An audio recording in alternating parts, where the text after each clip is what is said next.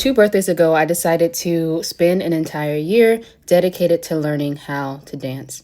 Now, majority of my life, I've been pretty rhythmically challenged. Like, I wasn't like a terrible dancer, but whew, like if you gave me like choreography, I could pick it up every once in a while, but it wasn't like, I didn't feel it in my body.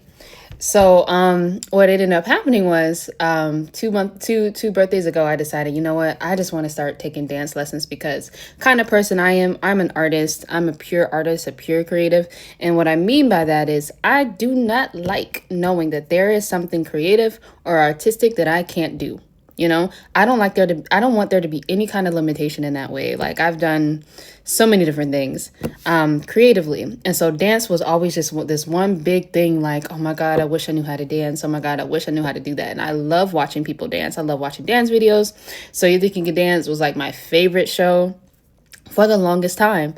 And I love seeing how people move, to music. And I love it. I love it. I love it.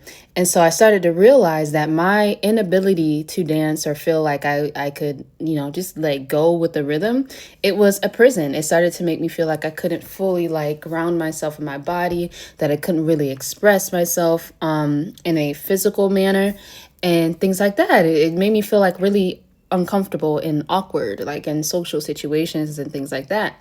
And so I decided to dedicate a full year to learning how to dance.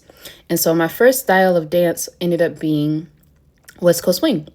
And that was actually a lot of fun. That was probably one of the best decisions I could have made. It was the best decision. Top 3 choices in my entire life when it comes to taking dance lessons. Now, West Coast Swing ended up being a good choice to start off with, and it actually became pretty fun.